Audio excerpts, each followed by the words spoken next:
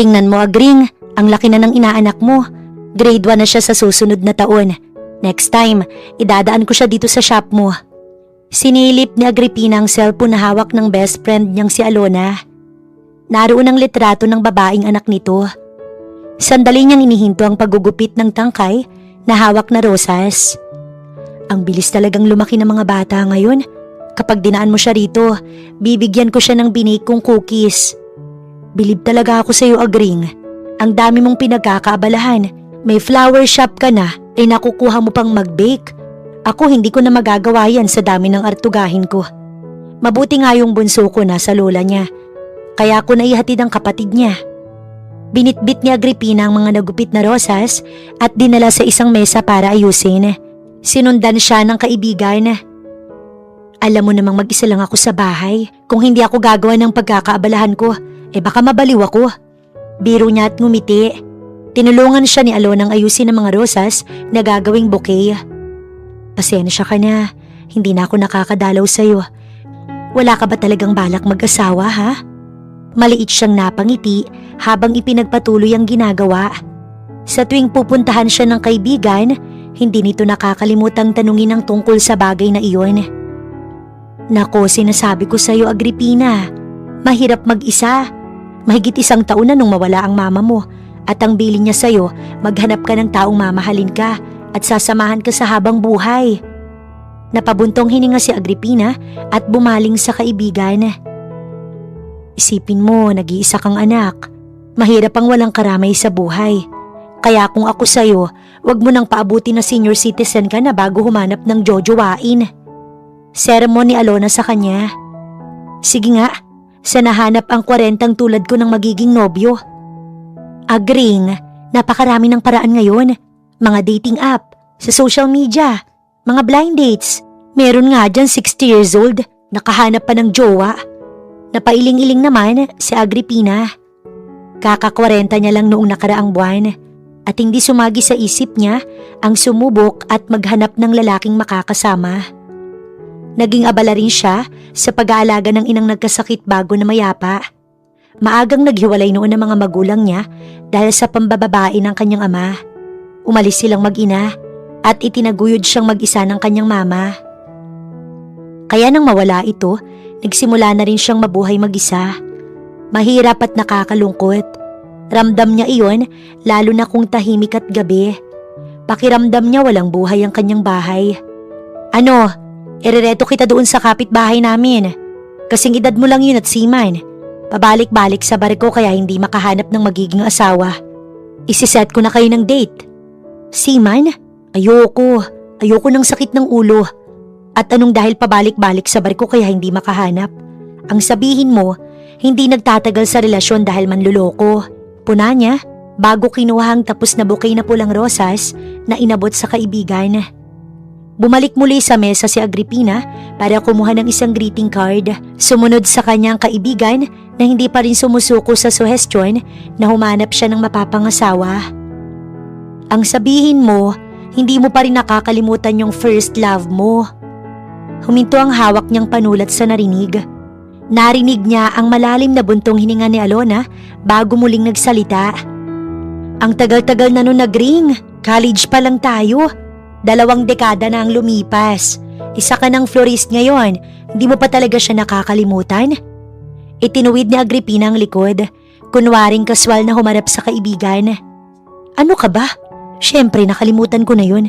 Ikaw lang naman itong laging nagpapaalala. Napailing-iling ang nakangiting si Alona. Agripina, magkababata tayo. Simula grade school hanggang college magkasama tayo. Para tayong magkapatid sa magkaibang nanay. Kaya alam ko na noon at hanggang ngayon, ang ex mo na yon.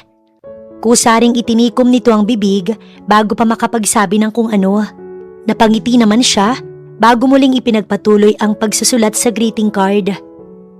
Alam mo, sa tuwing naalala ko talaga yung ex mo, kumukulo ang dugo ko. Ipagpalit ka ba naman sa isang malditang beauty queen? Di hamak na mas maganda at matalino ka naman dun. Ano ka ba? Ikaw yata tong hindi makamove on eh. Nakakagalit naman talaga ang ginawa niya sa'yo, Agring. Pero wag mo sanang isasara ang puso mo dahil doon. May mga mabubuting lalaki kang tinanggihan dahil lang sa kumag na yon. Hindi pa huli ang lahat, magtiwala ka lang. Pakisabi kay Tita Noraida, Tito Ronald, happy anniversary. Pag-iiba niya, nang ilagay sa bulaklak ang greeting card na ibibigay nito sa biyanan. Hinawakan siya ng seryoso ng kaibigan sa kamay at pinagkatitigan. Gusto kitang maging masaya ng hindi mag-isa kung hindi may kasama, Agring. Sabay silang napalinga nang marinig ang pagtunog ng pinto. Naroon ang asawa ni Alona na si CJ. Buhat ang 1 taong gulang nitong anak na lalaki at si Hope na 6 na taong gulang naman. Nagbitaw sila ng kamay nang tumakbo palapit ang tuwang-tuwang batang babae sa kanila. Nagmano ito sandali sa kanya at humalik sa kanyang pisngi. God bless you, Hope. Pinanood niya ng buhatin ito ni Alona at tabihan ng mag-ama nito. Sinundo ko na si Hope at si Harold para naman sabay tayong dumiretso sa celebration nila mama. Ani CJ. Pinagmasdan ni Agripina ang buong pamilyang nasa harapan niya. Magsisinungaling siya kung sasabihin niyang hindi niya pinangarap na magkaroon ng sarili at kumpletong pamilya. Lalo na sa isang tulad niya na tila pinagkaitan noon. Pinagkatitigan niya ang mga anak ni Alona. Sa edad na 40, hindi pa siya menopause at dahil doon, pakiramdam niya kung hindi siya biniyayaan ng Diyos na makakasama, baka pwede siyang maging isang ina. Agring ayos ka lang? Untag sa kanya ni Alona. Oo naman. Sandali, kukunin ko lang ang cookies para sa iyo, Hope, at para na rin kay Harold. Naalala niya't nagtungo sa maliit na kusina ng shop. Thank you po, Ninang. Walang anuman, Hope. Napangiti siya nang makita ang tuwa sa mukha ng bata. Alam mo, Agring, nilinga niya ang asawa ng kaibigan na may ngiting pinanonood siya. Bagay sa iyo ang may kargang bata. Tama ka dyan. Gustong-gusto niya ng mga bata pero ayaw namang maghanap ng mapapangasawa. Natatawang si Gunda ni Alona. Ninang, kapag nagkaroon po kayo ng anak, maglalaro po kami at kakain ng maraming bake niyong cookies. Singit ni Hope. Napangiti siya at niyakap ang batang babae. Since you're 40 now, we have to be realistic about the success rate of your eggs. Kung gusto mo talagang mas mataas ang chance at ayaw mong dumaan sa natural way, IVF is the gold standard for your case. Kukunin natin ang eggs mo. Ipa-fertilize natin sa laboratory gamit ang napiling donor sperm. At kapag naging embryo na, ibabalik natin sa sinapupunan mo. Natagpuan ni Agripina ang sarili kaharap ang isang doktora. Maaga niyang sinara ang flower shop at dito siya dumiretso. Matapos kasing makita ang pamilya ng kaibigan na si Alona, isa lang ang napagtanto niya. Gusto niyang maging ina. What do you think, Miss Mejia? Tanong sa kanya ng doktor na may ngiti. Isang buntong hininga ang ginawa ni Agripina. Bigla siyang nakaramdam ng pag-aalangan. Nahahati ang kanyang desisyon. Tinatanong pa niya ang sarili kung sigurado ba talaga siya sa gagawin niya. Honestly, ito ang choice ng mga babaeng gustong magkaanak pero ayaw magkaroon ng asawa o hindi pa nahanap ang lifetime partner nila. Patuloy ng doktora. Saan kayo hahanap ng sperm, doktora? Maaari tayong kumuha ng sperm mula sa isang sperm bank. Pwede kang mamili sa database nila kung nasaan naroon ang mga anonymous donors. Tumango-tango siya habang naririnig ang paliwanag ng doktora. Dahil nasa advanced maternal age ka na, we need to act with urgency. Pero at the same time, kailangan nating maging maingat every step. Gusto ko sana, kilala ko ang magiging sperm donor. Allowed naman ang directed donor. Pwedeng kakilala o kaibigan, basta dadaan siya sa test at requirements ng clinic. Maraming salamat ho, doktora. Pero kailangan ko pa hong pag-isipan ng mabuti ang magiging desisyon ko. I understand, pero kailangan mo ring i-consider na you're in your 40s. Mahirap kung magbubuntis ka pa sa higit na edad na ito dahil nasa high-risk pregnancy ka na kung ituturing. Tumayo siya at sinakbit ang bag at ngumiti rito. Naiintindihan ko ho, Dok, salamat. Nang makalabas ng klinik, hanggang sa magmaneho pa uwi ng bahay, iniisip pa rin ni Agripina ang magiging huling desisyon. Binuksan niya ang pinto ng bahay nang makauwi at sandaling natigilan. Walang pinagbago. Nakabibingi ang katahimikan. Tuluyan siyang pumasok sa loob. Nagtungo sa kusina at kumaing mag-isa. hanggang mapatingin siya sa kaharap na silya. Napangiti siya nang makita roon ng batang babae. Bumaling siya sa kabila at naroon naman ang mas batang lalaki. Wala siya sa sariling ngumiti. Pakiramdam niya, namamalikmata siya sa pangarap na nakabitin para sa magiging desisyon. Hanggang ngayon, tila ba naririnig niya muli ang boses ng doktora, dahilan para mas maguluhan siya. Kinaumagahan, katulad ng nakasanayan, dumaan si Agripina sa puntod ng kanyang ina. Dinalhan niya ito ng puting mga bulaklak na ginawa niya kahapon. Inilagay niya iyon sa tabi ng lapida. "Inang, ano bang gagawin ko? Alam kong gusto kong maging ina, pero natatakot ako sa pwedeng mangyari. Kung kaya ko ba o hindi? Paano kung magawa ko nga siyang iluwal pero hindi ko siya mabigyan ng ina?" Nang maramdamang humangin, napangiti siya habang nanggigilid ang mga luha. "Hindi ko alam kung anong sagot niyo, Inang, pero ramdam kong gusto niyo rin akong maging ina tulad ninyo." "Miss Mejia?"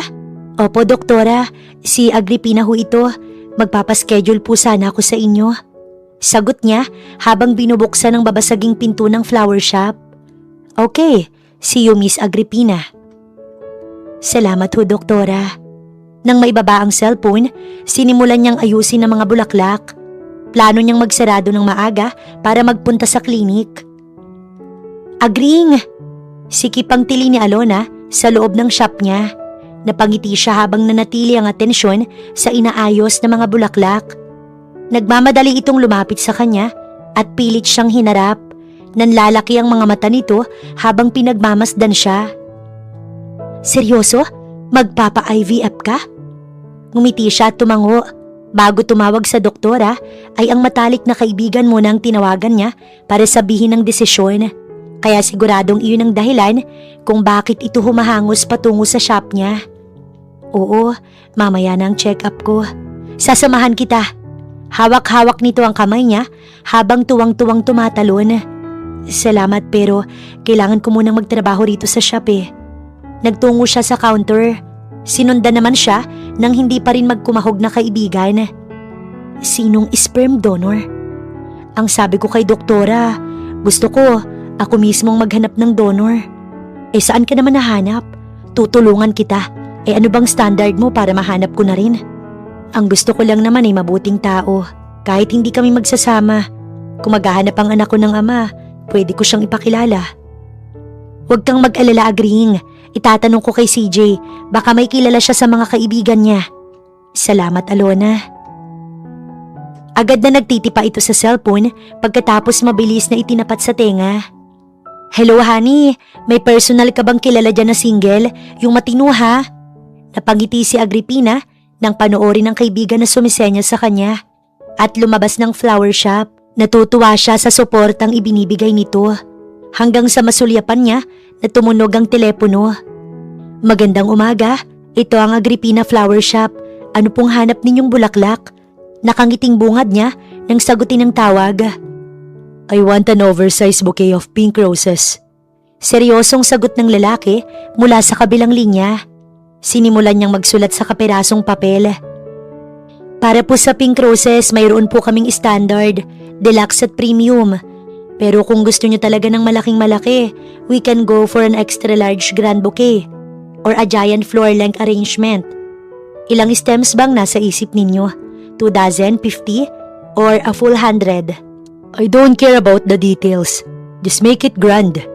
Nagtitimping umisi sa Agripina kahit hindi nakikita ang customer na boses pa lang ay masungit na. "Okay sir, igagawa ko kayo ng premium extra grand bouquet.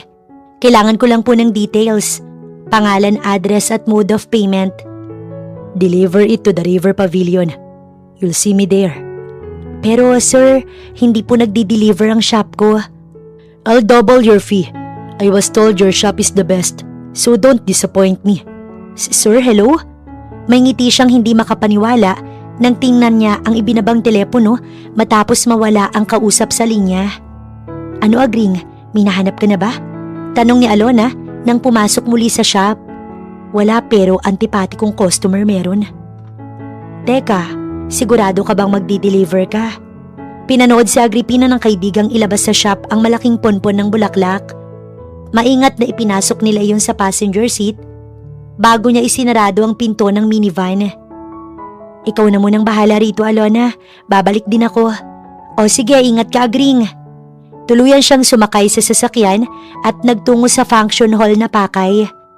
Nang huminto ang sasakyan sa River Pavilion, pinagmasdan iyon ni Agripina. Siguradong hindi basta-bastang demanding niyang customer na yon dahil nasa harap siya ngayon ng isang kilalang function hall. Tuluyan siyang naglakad, bit-bit ang agaw pansin na bouquet. Huminto siya sa entrada at sumilip-silip. Sabi niya nandito raw siya. Kausap niya sa sarili bago kinuha ang cellphone at tinapat sa tenga. Ilang beses nagring yun bago tuluyang kumonekta sa kabilang linya. Hello sir, nandito na po ako sa River Pavilion. Patuloy pa ring naghahanap ang mga mata niya. Which part are you in? Sa entrance po. Okay, just walk a little bit. Humakbang siya habang nakakapit pa rin sa cellphone na nasa tenga. Naglalakad na po ako. Nasa na po kayo? I'm right here. Bumaling si Agripina sa lalaking nakatayo. Iilang hakbang ang layo sa kanya. Nawala ang lahat ng emosyon sa kanyang muka. Nang magtugma ang tingin nila ng lalaking katulad niya, may hawak na cellphone.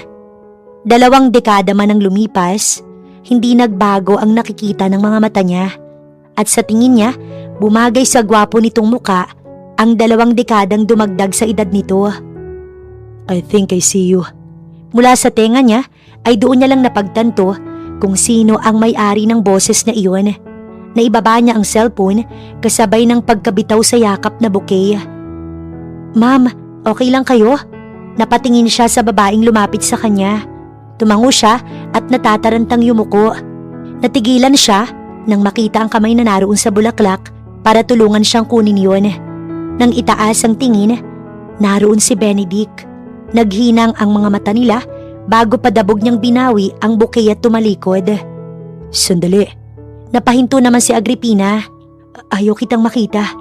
Muli siyang humakbang. Sandali lang. Kahit ang boses mo, ayokong marinig.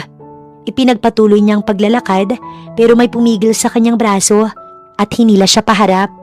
Doon nagtama muli ang mga mata nila ng dating kasintahan. Tumigil ka. That's mine. Seryosong sagot nito bago sinulyapan ng hawak niyang bouquet. I already paid for it. Binitiwan siya nito at formal na humarap. Tila napahiya naman siya. Ang akala niya, may sasabihin itong iba. Tinuwid ni Agripina ang likod at seryosong sinalubong ang tingin ng kaharap. Yan ang order mo. Kaswal niyang inabot dito ang bulaklak. Agad nitong nahawakan iyon bago hinagod ng tingin. Nagsalubong muli ang mga mata nila. Salamat. Natahimik sila bago nilinis ni Agripina ang lalamunan at plastik ng ngumiti. Sir, para ho sa kaalaman nyo, hindi ho talaga ako nagdi-deliver. Kaya wag kayong pala desisyon na papuntahin ako kung saan man lupalop kayo nandun. Does that matter? You're here anyway. Cool na sagot nito na ikinaikot ng mga mata niya. Kung alam ko lang na ikaw ang umorder, kinansel ko na lang sana. O di naman kaya, hindi ko inalisan ng tinik ang mga bulaklak na yan. Sorry? Tanong nito matapos siyang bumulong. Peke ang ginawa niyang ngiti. Wala ho sir, ang sabi ko ho, mauna na ako. It's good to see you again. Napako ang mga paa ni Agripina nang marinig ang seryoso at malalim na boses na iyon ng dating nobyo. Ang puso niyang matagal na normal ang pintig ay bumilis. Tila hinahabol ng kung ano. Nothing changed. You're still mesmerizing. Nang muling harapin ni Agripina si Benedict, tumalikod na ito at naglakad papunta sa gilid ng stage.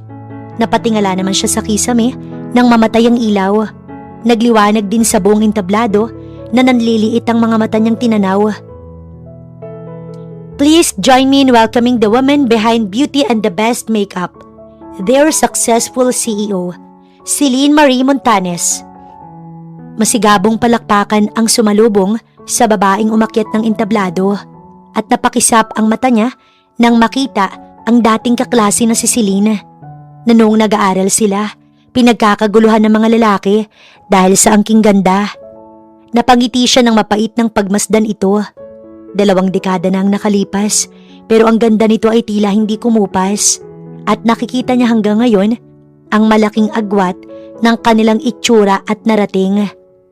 Today we are celebrating the successful launch of her brand new makeup line, which is, believe it or not, already completely sold out. Patuloy ng host. Mas umingay ang palakpakan at sigawan. Napatingin naman si Agripina sa paligid bago muling tinanaw ang stage. Nakita niyang inabot ni Benedict ang malaking bouquet sa dalaga na gawa niya. Isang mapait na ngiti ang gumuhit sa kanyang labi habang pinagmamasdan ng dalawa. Sila pa rin pala. Mahina niyang sambit. Bago pa man magbeso ang mga ito, tumalikod na siya't iniwan ang maingay na function hall. Si Benedict na nasa ibabaw ng stage, tinanaw ang nakatalikod na dating nobya. Akma siya nga hakbang nang hawakan ni Celine ang kanyang braso. Join me for a picture. Alok nito. Pilit siyang umiti nang makitang pumesto na ang mga photographer. Tingin po rito, sir. Anang photographer, kaya wala siyang nagawa kundi ang magtuon doon. Nang matapos, hinawakan niya sa bewang si Celine na nakangiting humarap sa kanya. Sandali lang, may pupuntahan lang ako. Saan? Ayaw mo bang marinig ang speech ko? Napatingin si Celine sa kamay ni Benedict na bumitaw sa pagkakakapit sa kanya. Importante lang. Mabilis na bumaba ng stage si Benedict at patakbong lumabas ng function hall. Si Celine naman, pilit ang ngiti ng sundan ng tingin ng binata. Nang makarating sa labas, luminga-linga si Benedict pero wala na ang gusto niyang makita. Ano? Sila pa rin ang maldita na yon? Oo, maikli niyang tugon habang nagmamaneho. Akalain mo nga naman, ang mga manluloko going stronger. Piko na tugon ni Alona. Natahimik naman siya. Bumaling ang kaibigan sa kanya ng sumeryoso. Ayos ka lang ba, Agring? Sandali niya itong sinulyapan bago muling nag-focus sa pagmamaneho. Oo naman, dinoble niya ang bayad katulad ng sinabi niya. Itinago niya sa ngiti ang bigat sa dibdib. May sinabi ba sa iyo ang Benedict na yon? Kinuha niya lang ang bulaklak. Sandali, may naisip ako. Saktong huminto ang sasakyan sa parking lot ng klinik kung saan sila pupunta. Nilinga niya si Alona habang may linya ang noo. Ano naman yon? Bakit hindi kaya kay Benedict humingi ng kailangan mo? Ano? Hindi ko gagawin yon. Bulalas niya agad at akmang bababa ng sasakyan pero pinigilan siya ng kaibigan. Sandali lang, Agring. Pakinggan mo lang ako. Dahil sa ginawa niyang panluloko sa'yo nun, nahirapan kang magtiwala ulit. Kung titingnan natin, siya ang may kasalanan kung bakit ka mag-isa hanggang ngayon. Umiling-iling siya sa narinig. Ramdam niya ang mahigpit na kapit ni Alona sa kanya. At dapat lang, siya rin ang magbayad nun. Hindi ko pa rin gagawin yon. Siya lang naman ang kilala mo. Pero hindi siya mabuting tao dahil niloko niya ako. Pero hinahabol ka na ng oras. At kung matatagalan ka pang maghanap, baka maging imposible ang kagustuhan mong maging nanay. Bumaha ng lungkot ang mukha ni Agripina nang marinig ang sakit na katotohanan na iyon. Agring, hindi ko sinasabing wala ka ng pagpipilian. Pero hindi ba parang blessing in disguise na rin yung pagkikita ninyo ng dakilang ex mo? Isang buntong hininga ang ginawa niya bago nilinga ang kaibigan. Ganito, kausapin mo siya. Sabihin mo ang kailangan mo pagkatapos tapos na. Sa narinig ni Agripina, sana ganoon na lang yun kadali pero alam niyang hindi. Kinaumagahan, lulan si Benedict ng kotse. Pasilip-silip siya sa mga establishmentong nasa gilid ng daan bago sinulyapan ng hawak na greeting card. The flower shop is just along the highway. Kausap niya sa sarili hanggang sa tuluyan siyang napapreno. Tanaw niya mula sa kinauupuan si Agripina na binubuksan ang pinto ng shop. Napangiti siya nang makapasok ang dating nobya sa loob. Nang marinig ni Agripina ang pagtunog ng pinto, nanatili siyang abala sa pag-aayos ng mga bulaklak. Pasensya na po pero close na kami. Kailangan ko lang maglinis ng shop. Bumalik na lang po. Nabitin ang sasabihin niya nang humarap habang hawak ang maraming rosas na pula. Maliit na ngiti ang ginawa ni Benedict. Good morning, Agring. Wala kang karapatan na tawagin ako niyan. Hindi tayo close. Walang emosyon niyang putol dito. At anong ginagawa mo rito? Hindi alam ni Benedict ang isasagot at kung saan ilalagay ang mga kamay hanggang sa makita ng binata ang mga bulaklak. Bibili ako ng bulaklak. Bingi ka ba? Sarado pa ang shop. Bumili ka na lang. Bakit hindi ka kay Benedict humingi ng kailangan mo? Tila biglang narinig ni Agripina ang boses ng kaibigan, kaya dahan-dahan siyang pumihit paharap muli kay Benedict na nakatalikod na. Sandali lang. Huminto si Benedict at humarap sa kanya. Pilit siyang umiti bago itinuro ang silya. Pero kung makapaghihintay ka, pwede kang maupo doon. Lihim ang pagsulyap ni Agripina sa dating nobyo na nakaupo na. Pagkakataon ko na to. Kapag nakuha ko ng kailangan ko, hindi na ako magpapakita sa kanya. Kausap niya sa sarili. Tumango-tango siya bago nag-ipon ng hangin sa dibdib. Binitiwan niyang hawak at kumuha ng maiinom. Napatingin si Benedict sa dating nobya na palapit. Nakita niya ang pilit nitong ngiti na lihim niyang ikinatawa. Umupo ito sa silya at ipinatong sa harap niya ang soft drinks na nasa lata. Thank you. Ano nga ang kailangan mong bulaklak? Simula ni Agripina habang hawak sa kamay ang malamig na inumin. Naghanap naman ng mata ni Benedict sa mga bulaklak. I'm looking for sunflowers. Tumango-tango siya.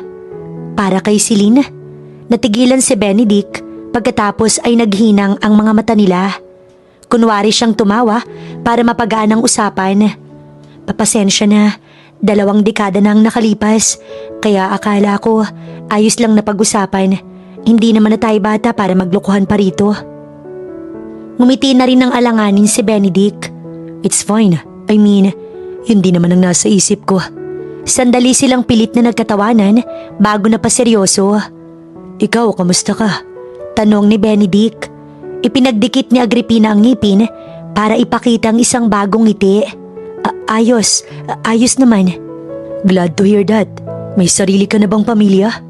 Doon naglaho ang lahat ng mga nasa mukha niya. Ang walang kaalam-alam naman na si Benedict, inilibot ang tingin sa paligid ng shop niya. Kahit pa noon, fascinated ka na sa mga bulaklak. Sandali, nandito ba ang asawa at anak mo? Wala akong asawa at wala ring anak. Nabitin ang anyo ni Benedict nang pagmasdan ng kaharap na seryoso at mapait na ngiti ang nasa labi. I'm sorry. Don't worry. You're not alone. Bawi ng binata. Single ka pa rin?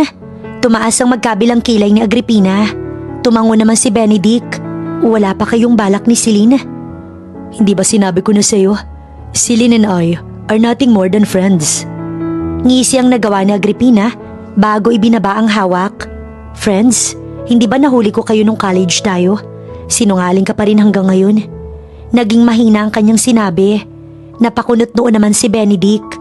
Pero wala naman kaming ginagawang masama. Wait, I thought you said you forgot all about it. Paano ko makakalimutan yun? Dahil doon heto ko. Napapikit ang nagtitingping sa Agripina. Kahit pala anong gawin niyang pagpapagaan ng mga nakaraan, hindi niya magagawang hindi masaktan. Nanatili siyang pinagmamasdan ng dating nobyo. Kinontrol niya ang sarili at ngumiti. Ang totoo niyan, Benedict, may kailangan ako sa'yo. What is it? Gusto ko sana ikaw ang maging sperm donor ko. What?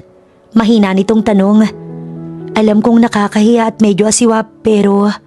Agripina, yun lang at wala na akong hihingi na iba, Benedict. Natigilan si Benedict nang makita ang mga luha ni Agripina. Pilit pang ngumiti ang naiiyak na dating nobya. Gusto kong magkaroon ng anak. Pangako hindi kita hihinga ng kahit ano. Wala kang magiging responsibilidad sa batang mabubuo. Tumindig ang halatang nabigla at naguguluhan na dating nobyo. Agad ding tumayo si Agripina at pinigilan ito sa kamay. Mataas ang paghinga ni Benedict nang huminto. Pwede mong pag-isipan pero hanggang ngayong edad lang ako pwedeng maghintay. Aniya bago tuluyang bumitaw.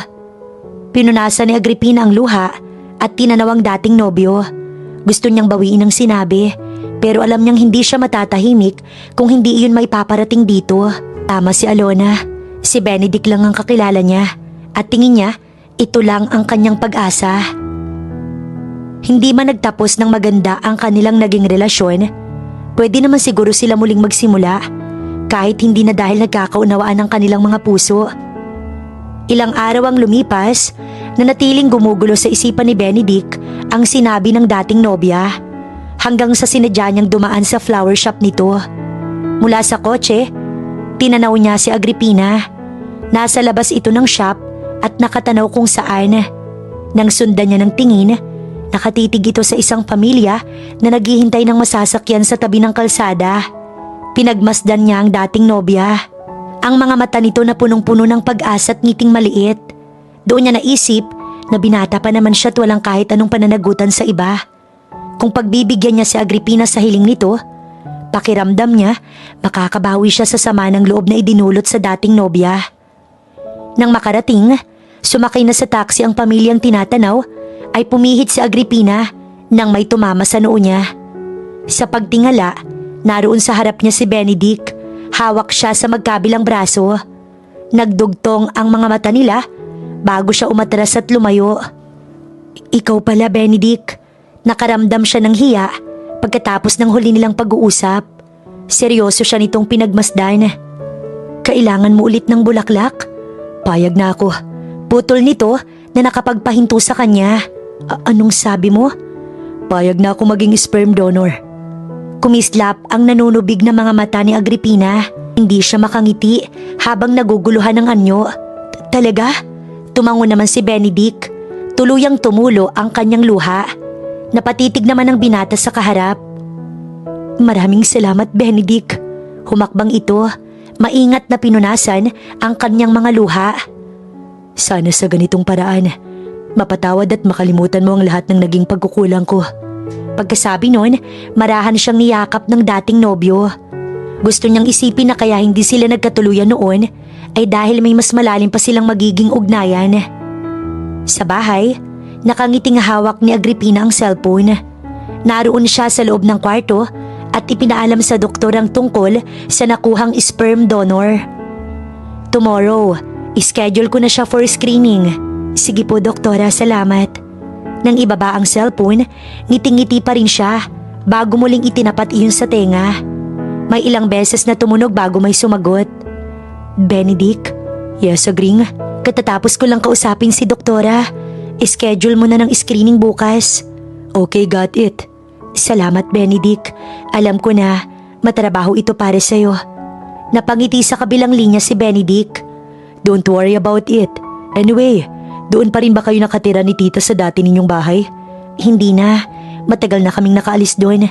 Saan na kayo nakatira? Nasa isang subdivision ako nakatira. Kumurap ang mga mata ni Benedict. What do you mean? Noong isang taon, namayapa na si Mama. I'm sorry to hear that. Ibig sabihin, mag-isa ka lang sa bahay? Oo. Napatango si Benedict. Pakiramdam niya, naunawaan niya na ang kagustuhan ni Agripina na magkaroon ng makakasama. Natahimik ang linya. Ramdam ng binata ang pagbabara ng lalamunan. Umabot sa puso niya ang lungkot ng pag-iisa ng dating nobya. Maayos ka ba dyan? Rinig ni Agripina ang malasakit sa boses ni Benedict. Oo, huwag kang mag-alala. Kung may problema, please call me agring. Tuluyang natapos ang tawag.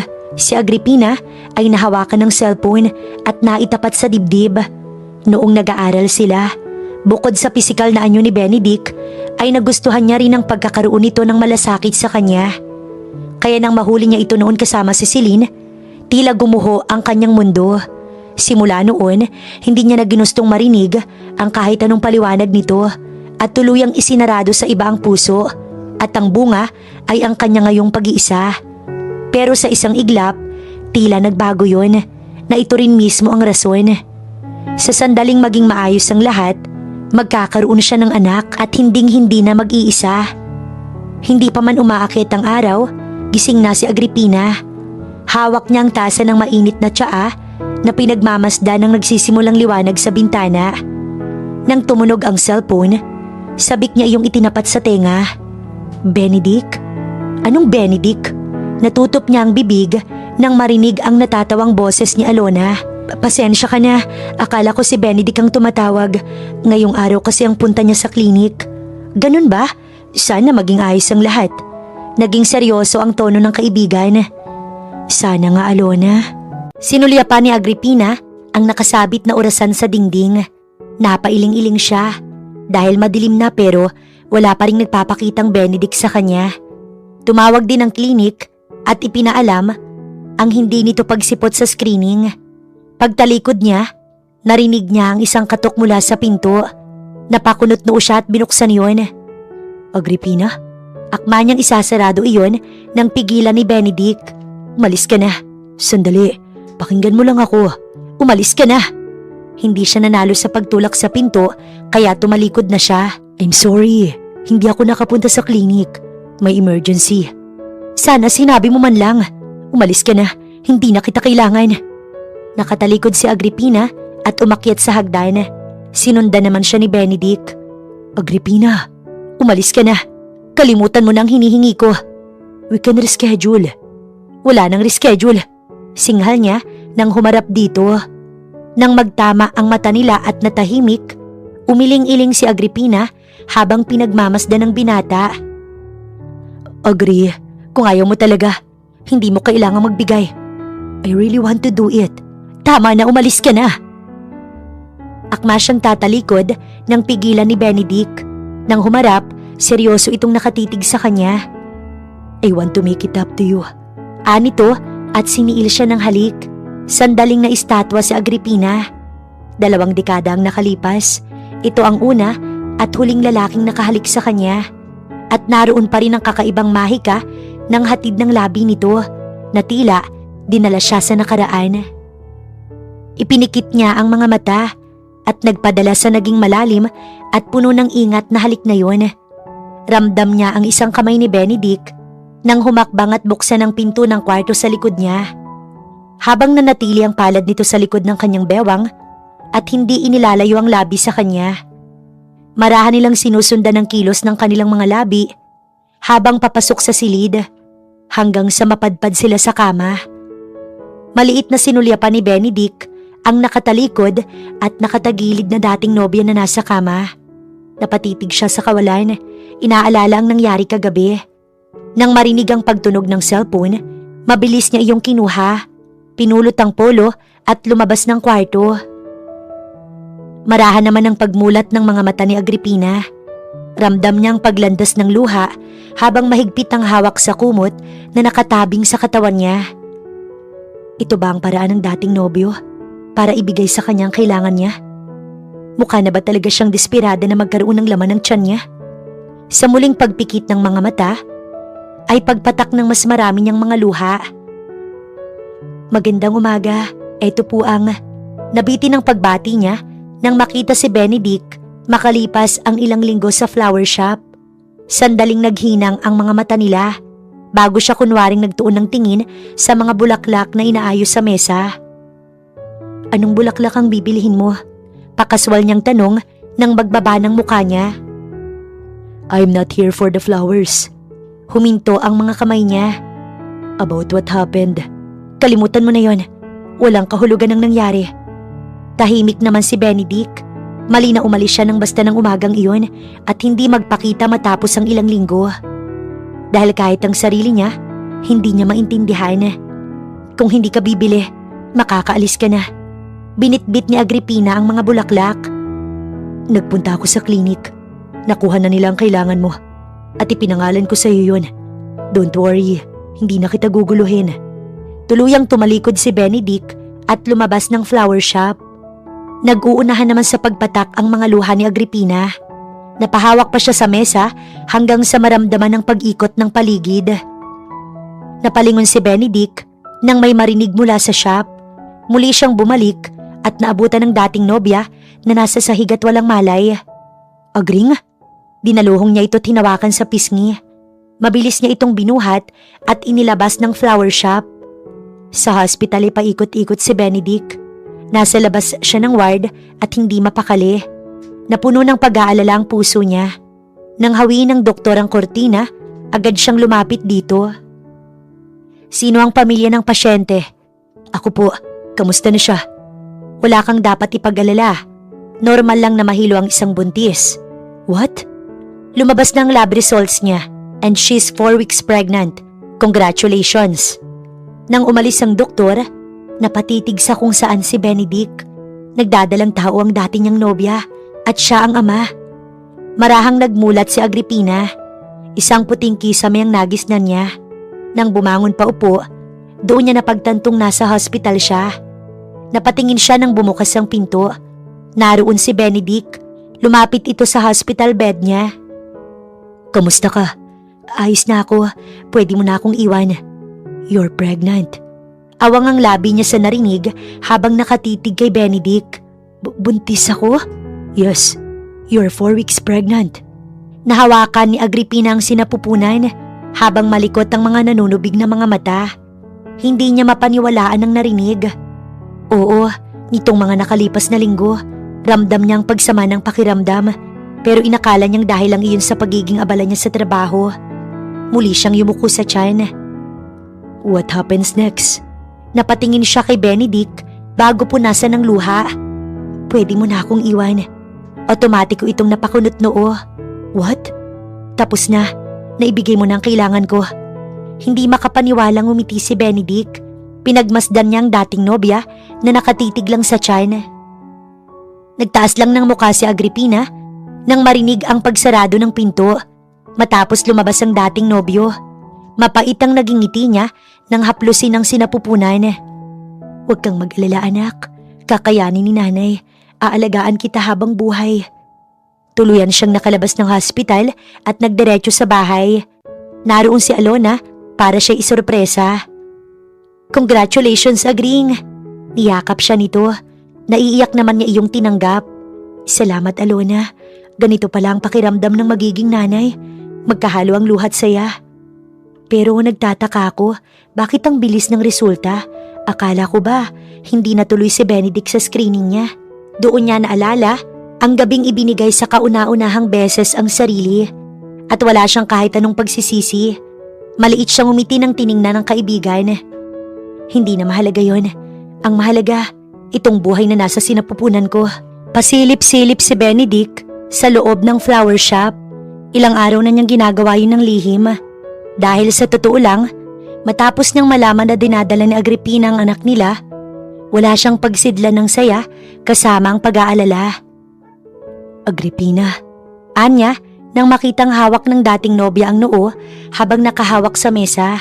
Bago pa ito bumagsak, nakapasok na siya sa loob at nasambot ito. Kahit nahihilo, ay malinaw na nakita ni Agripina kung sino ang sumambot sa kanya. Naroon ang nababahalang dating nobyo. Napakapit siya sa braso nito habang nakangiwi. Ang sakit ng tiyan ko, Benedict. I'm here, Agring. Dadalhin kita sa hospital. Buong lakas siya nitong binuhat. Muling natagpuan ni Benedict ang sarili sa hospital. Pinagmamasdan niya ang nakapikit na nobya. Pumasok ang doktor na agad niyang binalingan. Dok, kamusta na ho siya? Dahil nasa high-risk pregnancy ang misis mo, mas sensitive ang katawan niya sa mga normal changes ng pagbubuntis. Ibig sabihin, mas mabilis siyang mahilo, mapagod at bumaba ang dugo kaysa sa mga bata. Based sa check-up niya kanina, medyo mababa ang BP niya, kaya ina-advise ko munang strict bed rest for 2 weeks. Tumangu-tango siya sa narinig. Nang lumabas ang doktor, ay nagising na rin si Agripina. Inalalayan niya itong bumangon pa upo. Anong nangyari? Nawalan ka ng malay. Agad niyang nahawakan ng tiyan. Kamusta siya? Maayos naman siya, pero ang sabi ng doktor, kailangan mong mag-bed rest. Natahimik si Agripina. Kailangan mo yung gawin. Naiintindihan ko. Sandali silang natahimik. Pasimpleng sinulya pa ni Benedict ang dating nobya. Sinong makakasama mo sa bahay? Napalingon si Agripina kay Benedict. Maghahanap ako. Baka matagalan ka pa bago makahanap. Si Alona. May anak at asawa siya. Hindi naman alam ni Agripina kung ano pa ang irarason. Ako. Napatitig siya sa dating nobyo. I'll take care of you. Maaabala kita. Hindi ka abala. Gusto kitang alagaan. Gusto ko kayong alagaan ng anak ko. Nang umuwi, kasama na ni Agripina sa bahay si Benedict. At ngayon pa lang, tila hindi siya masanay sa pagiging maalaga nito. Hindi mo kailangang magmadali. Napatingin siya sa malapit na mukha ng dating nobyo. Hawak nito ang bewang niya habang naglalakad. Ayos na ako rito. Ako na lang ang aakyat sa hagdan. Hindi pwede. Impit ang naging tili niya nang buhatin siya nito na para silang bagong kasal na umakyat ng hagdan. Sinalubong ni Benedict ang tingin niya. Anong ginagawa mo? Simula ngayon, hindi ka pwedeng magpabalik-balik sa hagdan. Pero halos ilang baitang lang naman yan. Kahit na, masama yun para sa'yo at sa baby. Ako nang magbubuhat sa'yo. Ngumiti sa kanyang dating nobyo at dinala siya sa kwarto. Maingat siya nitong iniupo sa kama. Nagugutom ka ba? Oo, dito ka lang, ipagluluto kita. Tumalikod na ito pero napapreno rin at nilingon siya. Do you want anything specific? Gusto ko sana ng sabaw. Okay, magluluto ko ng masustansyang sabaw para sa'yo. Tumango siya. Muli itong tumalikod at humakbang. Bago pa ito lumabas ng kwarto, nagmamadali siyang nagsalita. Salamat. Natigilan naman si Benedict. Ngumiti at tuluyang lumabas ng kwarto. Nagdiretso siya sa kusina at nagsimulang magluto. Nang bumalik, may daladala ng pagkain si Benedict at umupo sa kama. Napatingin si Agripina sa sabaw sa kutsarang hinihipan ng dating nobyo bago itinapat sa bibig niya. Here. Tumalima naman siya. Sandali pa silang natigilan nang punasan ni Benedict ang kanyang labi. Nagkatitigan sila bago ibinaba nito ang kamay. Nandito na rin pala ang gamot mo na binigay ng doktor. Nagmamadali nitong ibinaba ang hawak sa side table at kinuha ang gamot na naroon. Pinanood si Agripina ni Benedict nang inumin niya ang gamot. Alangan siyang napatingin dito matapos. Ibababa ko lang to sa kusina. I'll put everything you need here para hindi mo na kailangang tumayo. You can sleep. Siguradong pagod ka na sa pag-iintindi sa akin. Gusto mo bang dito na lang magpalipas ng gabi? Natigilan si Benedict. Is that okay with you? I mean, alangan ang naging ngiti nito nang pagmasdan ng iisang kwarto. Natawa naman si Agripina. Hindi na tayo mga teenager. Malapit na tayong maging gurang, no? Doon niya nakita ang ngiti sa gwapong anyo ng dating nobyo. You're right. Bababa ko lang to't babalik din ako. Tumango naman si Agripina at humiga na. Ramdam niya ang pintig ng puso nang lumapit ang seryosong si Benedict. Dumukwang ito para ayusin ang kanyang kumot. Matulog ka na. Nang pumikit, ramdam niyang pinagmamasdan siya ni Benedict, kaya hindi niya na sinubukang buksan pa ang mga mata. Sinilip ni Benedict ang tumutunog na cellphone habang nagpupunas ng basang kamay sa towel.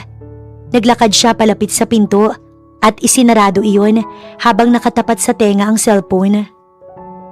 Hi Ben, I'm with our friend dito sa opening ng bar and restaurant ni Fred. Where are you? Susunduin kita. Naroon sa kabilang linya ang malakas na tugtog. I'm sorry Celine, I can't go. What? Why? Rinig niya ang pagtataka sa tono ng dalaga na nasa kabilang linya. Sinulyapan ni Benedict ang itaas ng bahay na may seryosong anyo. I'm looking after someone. Someone? Wait, eto ba yung sinasabi mong lagi mong dinadalaw? Yeah. And who's that girl? Kilala mo siya. Matagal mo na siyang kilala, Celine. Hindi na ito nakakibo. Siya ay tuluyang ibinaba ang cellphone at may ngiti na bumalik sa itaas. Marahan niyang isinarado ang pinto nang makitang tulog na si Agripina. Maingat siyang lumapit dito. Muling inayos ang bumabang kumot. Nasulyapan niya ang unan at kumot na nakahanda sa ibaba ng kama. Napangiti siya nang muling balikan ang tingin ng dating nobya. Kahit sa sahig siya matulog, ay siya na yata ang pinakamasaya. Hanggang sa mapaseryoso siya nang bumaba ang tingin sa tiyan nito. Don't worry anak, nandito si tatay. Akong bahala sa inyo ni nanay. Marahang nagmulat si Agripina. Nagisnan niya ang mukha ni Benedict. Good morning. Kailangan mo nang mag-breakfast para makainom ka ng vitamins. Bumangon siya paupo. Otomatiko naman siya nitong inalalayan. Napatingin siya sa prutas at almusal na nasa side table bago tiningala ang kaharap. Kumain ka na. Kailangan kong gumamit ng banyo. Asiwa niyang putol dito. Nagtatakang pinanood niya itong palapit sa kanya. Akma siya nitong bubuhatin nang siya'y umatras. Bakit? Kaya ko na. Ang lapit naman ng CR. We have to take care of our baby. Kailangan mo mag-ingat. Nang tumungo para tingnan ng tiyan, kinuhang pagkakataon ni Benedict para siya'y buhatin. Napakapit na lang siya sa balikat nito. Ibinaba siya nito mismo sa loob ng banyo bago lumabas at isinarado ang pinto. Ano nga palang gusto mong prutas? Tanong nito mula sa labas. Kahit ano, nakangiting sagot niya habang nakaharap sa salamin at naghihilamos. You still don't have cravings? Napalingon ito nang buksan niya ang pinto. Otomatiko siya nitong inalalayan sa paglalakad. Kung may paglilihian ako, mas lalo lang mahihirapan. Nahihirapan sino? Ako? Of course not. Iginiya siya nitong umupo habang hawak ang kamay niya at braso. Sanay ka sa trabaho sa opisina, hindi sa pag-aalaga ng matandang maselan magbuntis. Kinuha ni Benedict ang pagkain at tumabi sa kanya. Mas madali nga ito kaysa mag-review ko ng napakaraming kontrata. Sinimulan siya nitong subuan ng pagkain. Pinagmasdan naman niya si Benedict. Benedict, gusto kong magpaaraw. Walang problema. Pagkatapos natin dito, bubuhatin kita pababa. Matapos kumain, bit-bit siya ni Benedict palabas ng bahay. Inupo siya nito sa silya. Okay ka ba rito? Tumango siya at ngumiti. Salamat. May speaker akong nakita sa loob ng bahay. Pwede ko bang patugtugin yun? Ang sabi kasi, mas maganda kung may maririnig na music ang baby na nasa tiyan. Magandang ideya yon. Sinundan ni Agripina ng tingin ang natutuwang si Benedict papasok ng bahay. Mula sa loob, tanaw niya ito hanggang sa marinig ang isang nakakapagpakalmang musika. Ramdam niya ang paggalaw ng bata sa loob ng tiyan niya. Gusto mo ang tunog na yun, anak? Gusto niya ba? Untag ni Benedict nang lumapit bago umupo sa tapat niya. Tumitig ito doon habang may magandang ngiti. Tingin ko gusto niya. Gagawin natin to hanggang sa lumaki ang tiyan mo. Napatingin si Agripina nang ilapat ni Benedict ang palad sa kanya. Akma nitong aalisin ang kamay nang hawakan niya iyon hanggang sa mapangiwi siya. Bakit? Agad na naalarma si Benedict at tumindig. Biglang sumakit ang tiyan ko. Dadalhin kita sa hospital. Binuhat siya ni Benedict at pinasok sa kotse. Buhat nito si Agripina hanggang sa makapasok sa hospital.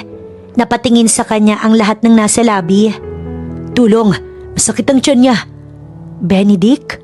Napatingin si Benedict kay Celine na may cast ang braso at may bandage na maliit sa noo. Alangang tiningnan nito si Agripina bago kumunot ang noo at sinalubong ang mga mata niya. What's happening? Nilampasan niya ito nang makita ang mga nurse na palapit at may tulak na stretcher. Dito po tayo. Akma siyang tutulong sa pagtulak nang may pumigil sa kanyang braso. Wait, Ben. Inigkas niya ang braso. I'm sorry, Celine. Kailangan ko siyang samahan. Agad siyang sumunod sa stretcher kung nasaan nakahiga si Agripina. Naiwan namang naguguluhan si Celine at tinatanaw ang dalawa. Si Agripina ang inaalagaan mo, Ben? Nang makarating sa tapat ng ER, ay hinarang si Benedict ng mga nurse. Hanggang dito na lang po tayo, sir. Akma pa rin siyang susunod nang magsarado ang pinto. Nagkasya na lang siyang tinanaw si Agripina sa salamin ng pinto. Hiling na ito ay maging maayos at ang anak nila. Benedict. Nilingon ni Benedict ang dalaga na papalapit na seryoso ang anyo. Nakapamewang niya itong hinarap. Please, Celine. So, you're taking care of Agripina? At kailan pa ulit kayo nagkita? I don't remember having a responsibility to explain everything to you, Celine. Tuwid niyang sagot.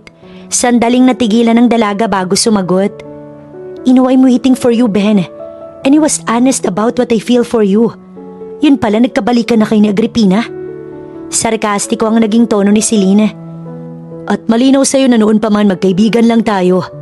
Naputo lang usapan nila nang may lumabas na doktor.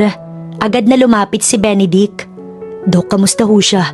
We need to watch her vitals closely. Tumango-tango siya habang naririnig ang paliwanag ng doktor. Nahihirapan siyang isupply lahat ng needs ng baby nang hindi nauubos ang sarili niyang lakas. Basically, her body prioritizes the baby, which is leaving her very weak and vulnerable. Parang dinadaganan ng kung anong mabigat ang dibdib ni Benedict sa narinig na pinagdadaanan ng mag-ina niya. She's still in strict bed rest, kaya kailangan niyang ipagpatuloy yon. No heavy lifting, no long walks, Your job is to make sure she doesn't have to lift a finger. Aside from that, make sure she takes her prescribed medication. We really have to monitor her condition. Nang umalis ang doktor matapos magpaalam, agad na lumapit si Celine sa kanya. Your ex is pregnant? Binalingan ito ni Benedict. Pinilig-pilig ng dalaga ang ulo. Don't tell me, ikaw ang ama? Oo, ako ang ama. What? If you really want to build a family with her, bakit pinaabot mo pa sa ganito? O baka naman, dahil alam mong ayoko magkaroon ng anak, kaya pinili mo si Agripina? Pinili ko siya dahil siya lang ang gusto ko. Natigilan naman si Celine, kahit si Benedict ay nagulat din sa kusang lumabas sa bibig niya. After all these years, gusto mo pa rin siya? I never want anyone the way I want her. Yun ang tila nagtuldok, hindi lang sa tanong ni Celine, gano'n na rin kay Benedict. Lumipas man ang mga taon, hindi nawala o nabawasan ang pagmamahal niya kay Agripina. Mas lalo lang lumalim ang pag-ibig niya para rito nang malaman niyang nagbunga ang gabing pareho nilang ibinigay ang sarili sa isa't isa. Hindi lang siya basta bumabawi, gusto niya ang ginagawa niya. Bukal at mula iyon sa puso.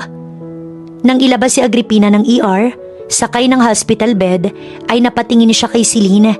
Agad namang lumapit sa kanya si Benedict. Ayos na ba ang pakiramdam mo?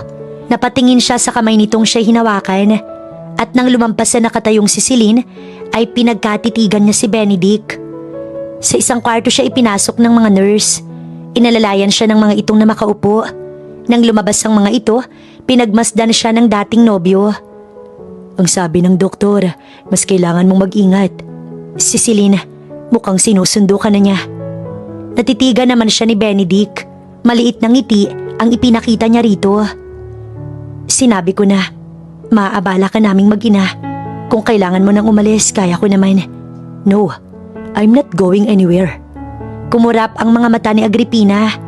Inabot ni Benedict ang kamay niya at hindi naaalis sa kanya ang atensyon. Benedict, magiging maayos naman ako. Ayos ka man o hindi, gusto ko nandito lang ako. Kasama mo, kasama ang anak natin. Sinapon nito ang pisngi niya. Di naman niya iyon habang nagbabadya ang mga luha. Gusto kitang samahan, Agripina. Simula ngayon hanggang sa walang katapusan. Hindi mo kailangang maging responsible para sa amin ng bata. Ako lang ang may gusto na to. Tingin mo hindi ko gustong maging ama? I also want that night with you. Magkabilang pisngi niya ang sinapon nito at pinagdikit ang kanilang noo. I want to take care of you and our child. Tumango-tango siya habang may luha. Hinding-hindi ka na mag-iisa. Habang buhay mo kong makakasama, ganoon na rin ang anak natin. Sandali siya nitong hinalikan sa labi bago sila nagyakap. Hindi siya makapaniwalang sa loob ng 2 dekada, matatagpuan pa rin nila ang isa't isa. Muling binuo ng lalaking pinakamamahal niya ang puso niyang akala niya wala ng buhay. Benedict! Nagmamadali na pumasok si Benedict sa banyo. Naroon si Agripina, hawak ang malaking tiyan. Bakit anong masakit? Ang tiyan ko. Huwag kang mag-alala, dadalhin kita sa hospital. Kahit ilang beses nang nasa hospital si Benedict, hindi pa rin nagbabago ang nararamdaman niya. Ang kaba't pagkabahala, hindi naaalis sa kanya at mas nadagdagan pa. Habang palaki ng palaki ang tiyan ni Agripina, ay mas nagiging mahirap dito ang pagdadalang tao at wala siyang magawa. Nagsisisi siyang pinaabot niyang lahat sa ganito. Hindi sana nalalagay sa kapahamakan ng mag-ina niya. Mahinang nasuntok ni Benedict ang pader ng ER. Nakayuko siya roon habang may mga luha. Sana maging ligtas si Agripina. Ganoon na rin ang anak niya. Yun lang ang dasal niya. Kailangan na natin siyang i-admit. At her age and with her current findings, we can take any chances. Malapit na siyang manganak. And we need to monitor her fatal heart rate and her vitals closely. At mas safe kung nandito siya sa hospital para kung may emergency, we can act immediately. I understand, pero magiging maayos naman sila, hindi ba? Gagawin namin ang lahat, pero maraming factors ang tinitingnan namin. Dahil high risk ito, we are preparing for every possible scenario. From a normal delivery to an emergency CS. Nang malipat ng kwarto ito, tumayo si Benedict sa tabi ng kama at hinawakan ng kamay ng tulog na ina ng anak niya. Sinulyapan niya ang 8 buwan nitong tiyan. Alam niyang sa lahat, si Agripina ang nahihirapan at nadudurog siya dahil doon. Just stay still, Agring. Nandito lang ako. Kahit nakapikit si Agripina, rinig niya ang masuyong boses na iyon. Ang kamay na nakakapit sa kanya, hinawakan niya ng mahigpit bago minulat ang mga mata. How are you feeling? Naroon si Benedict, hinahaplos-haplos ang kamay niya. Kamusta ang anak natin? Maayos naman siya, huwag kang mag-alala. Tiningnan ni Agripina ang paligid. Uuwi na ba tayo? Hindi pa tayo uuwi.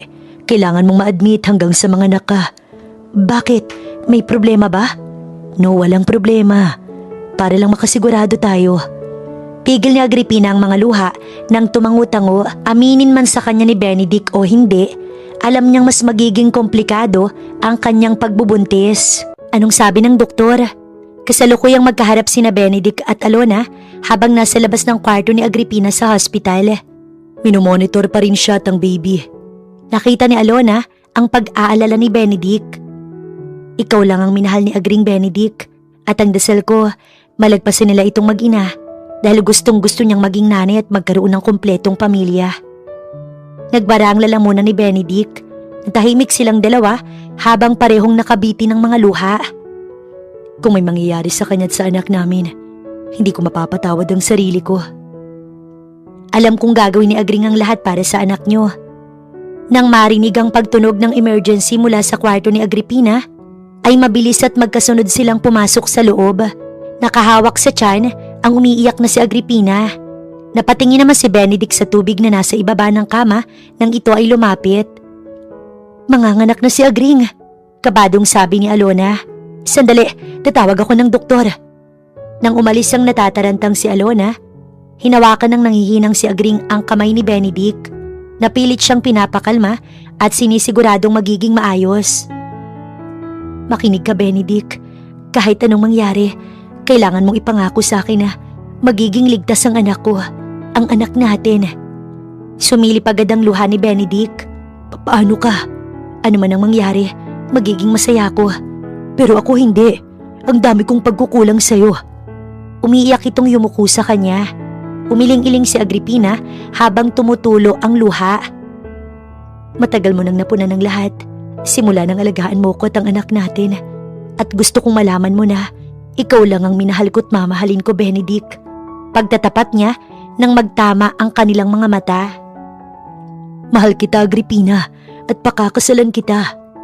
Sandaling hinalikan siya nito bago dumating ang mga doktor. Hawak-hawak ni Benedict ang kamay ni Agripina hanggang sa tuluyan itong makabitaw sa kanya. Pakiramdam ni Agripina, nakikita niya na ang liwanag habang naririnig ang mga nurse at doktor sa kanyang paligid. Tagatak ang pawis niya habang parang lantang gulay na ang pakiramdam. Nang magbukas ang opening room, ay agad na lumapit si Benedict sa isa sa mga doktor. What is happening? Kailangan namin siyang i-emergency CS. Bumabagsak ang heartbeat ni baby sa monitor at nakakaranas ngayon ng preeclampsia ang misis ninyo. Pwede siyang mag-seizure o ma-stroke anytime. Pareho silang delikado. Kailangan na nating mailabas si baby. Hindi agad nakasagot si Benedict. Nilalamon siya ng kaba at takot. Mister, naalala niya ang bili ni Agripina dahilan para magpataka ng kanyang mga luha. Benedict, anong gagawin natin? Tanong ng umiiyak na si Alona na nasa tabi niya. Wala sa loob na napatitig si Benedict sa doktor. Kailangan niyong pumirma ng consent na magsasabi na hinahayaan niyo kaming gawin ng procedure na subukan silang iligtas pareho. Napapikit siya ng mariin. Okay, I will sign it. But please, huwag niyo silang pababayaan. Muling bumalik ang doktor sa loob ng operating room. Doc, bumababa ang BP at heart rate ng pasyente. Pagbibigay alam ng anesthesiologist hanggang sa tumunog ang aparato. Mama, nandito kayo? Nakapikitang may mga luhang si Agripina. Nakikita niya ang ina at akmang aabutin ng kamay nito pero umiling ito ng may ngiti. Karga ng nakangiting si Benedict ang isang sanggol na babae sa labas ng bahay at nakatapat sa sikat ng araw. Tulog na ba si Katleya? Mula sa loob ng bahay, lumabas si Agripina. Lumapit ito sa asawang si Benedict. Tulog na ba siya? Oo. Nakangiting pinagmasdan niya ang mag-ama. Ilang buwan nang nakalipas matapos siyang manganak At nang mag-agaw buhay, himala siyang nakaligtas. Bakit? Takang tanong ng asawa nang makita ang luha niya. Nagpapasalamat ako na binigyan pa ako ng pangalawang pagkakataon na makita kayo't makasama. Maingat na inabot sa kanya ni Benedict ang sanggol na babae. Mula sa likuran, niyakap siya nito. Ikaw ang dahilan kung bakit tayo nandito ngayon ng anak natin, Agring. Kaya ngayon, ako naman ang mag-aalaga sa inyo. Hindi ko na ulit hahayaan na mag-isa ka. Simula ngayon, mamahalin kita na parang wala nang bukas. Aalagaan ko kayo ng anak natin habang buhay. Nagsalubong ang tingin nila. Sandali siya nitong pinagmasdan bago hinalikan sa labi. May ngiti silang naglayo, puno ng pagmamahal na tiningnan ng isa't isa bago bumaba ang tingin sa bunga ng kanilang pag-ibig. May mga luha na tiningnan ni Agripina ang bahay sa tapat nila na matatawag niya na ngayong tunay na tahanan. Hindi na tahimik, hindi na malungkot, lalong hindi na siya kailan mag-iisa. Dahil hindi lang anak at asawa ang kanyang makakasama, kundi isang pamilya na kanyang pinangarap.